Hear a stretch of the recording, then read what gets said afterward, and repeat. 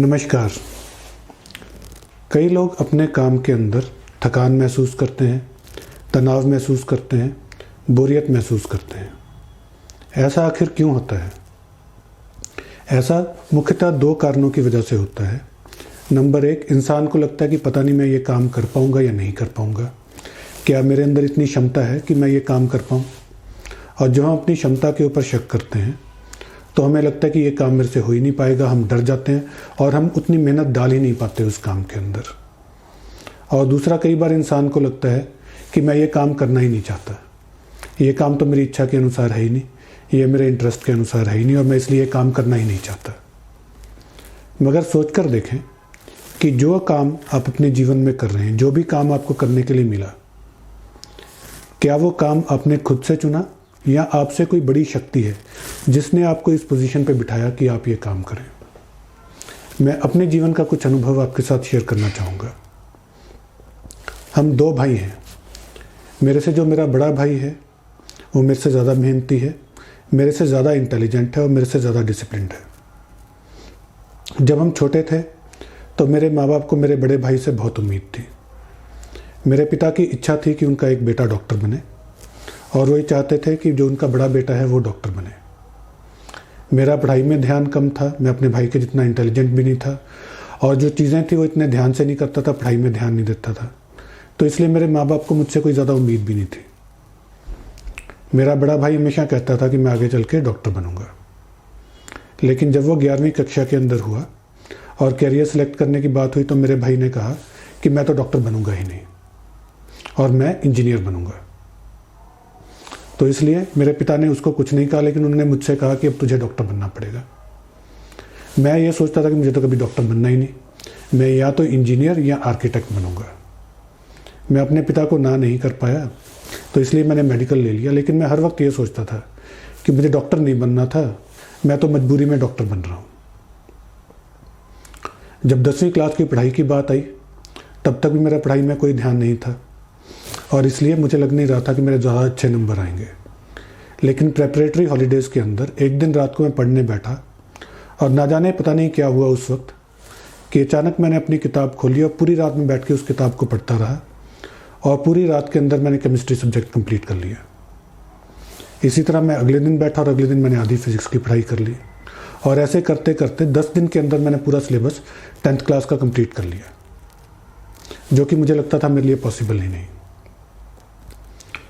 11वीं 12वीं कक्षा में फिर से मेरा पढ़ाई के अंदर कोई ध्यान नहीं रहा, मैं अपने दोस्तों से खेलने कूदने में लगा रहा।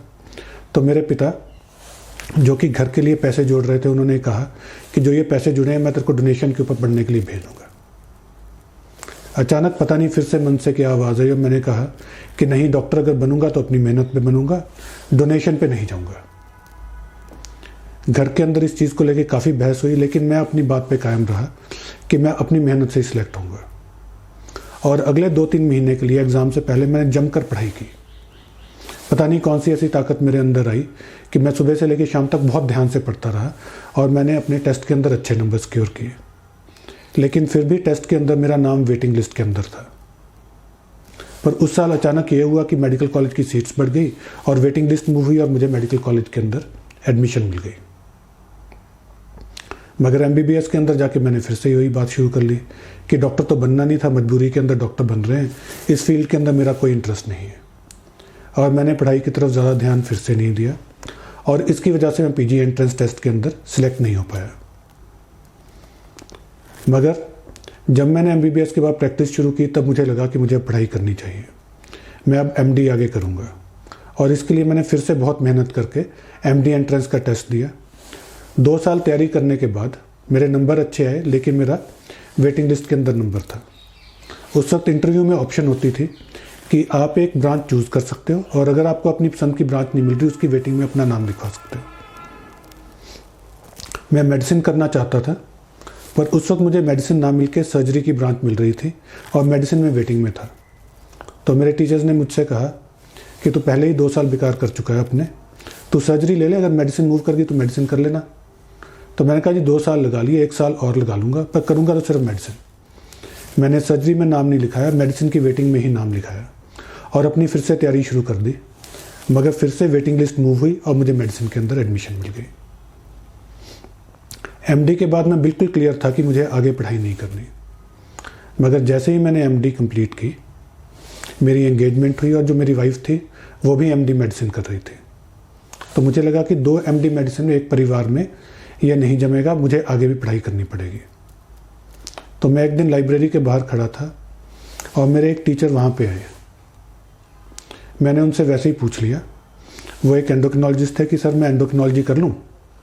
तो उन्होंने कहा कि मैं इतने नंबर का एंडोक्रिनोलॉजिस्ट हूँ स्टेट में, जब तक तो एंडोक्रिनोलॉजी करके आएगा तब तक इतने सारे एंडोक्रिनोलॉजिस्ट हो जाएंगे, एंडोक्रिनोलॉजिस्ट की उस वक्त शायद इतनी डिमांड ना रहे, तो रोमेटोलॉजी कर।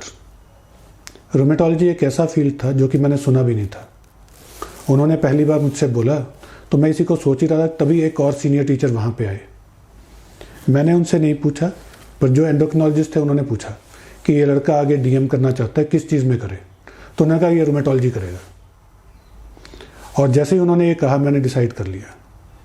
मुझे लगा कि हाँ, ये बहुत अच्छी ऑप्शन है, और मैंने इसके ऊपर कोई सवाल नहीं उठाया और मैंने रोमेटोलॉजी की तैयारी की। रोमेटोलॉजी में मैं सिलेक्ट हुआ और मैं अपने स्टेट का पहला इंसान था जो कि डीएम रोमेटोलॉजी करने के लिए गया। मुझे कई लोगों ने रोका भी, उन्होंने कहा कि ये एक बिल्कुल नया फील्ड है, अजीब सा फील्ड है, पता नहीं इसमें तेरा काम चलेगा या नहीं चलेगा, लेकिन मेरे मन का विश्वास पूरा था और मैं रोमेटोलॉजी करके आया। रोमेटोलॉजी करके आने के बाद भी मैं अपने काम को इतने अच्छे तरीके से नहीं करता था, थकान महसूस करता था। मैं मरीज़ों का ध्यान रखता था, पर उसमें मुझे थकान हो जाती थी और मन में बारी बारी ये पीछे विचार चलता था कि डॉक्टर तो बनना नहीं था, डॉक्टर बन गया। कोई और फील्ड होता तो मैं बहुत अच्छे से करता।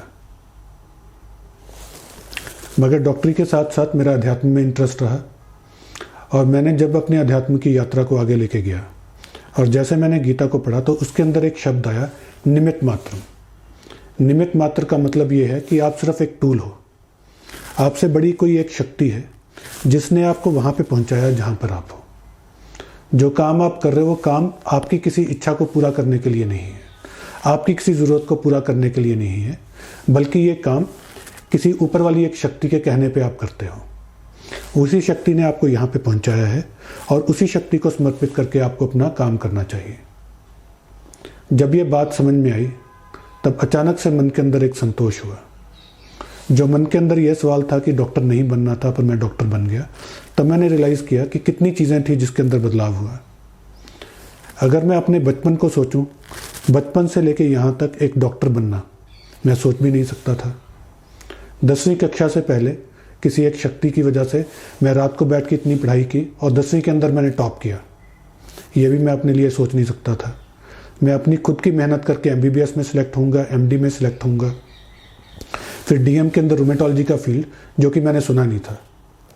ये सारी चीज़ें मेरे सामने अगर हुई तो जिस तरीके से ये हुई, ये मैंने तो नहीं चुनी थी। तो कहीं ना कहीं हम सबसे बड़ी कोई एक शक्ति है जो कि हमें वहाँ पर पहुँचाती है जहाँ पर हम आज हैं।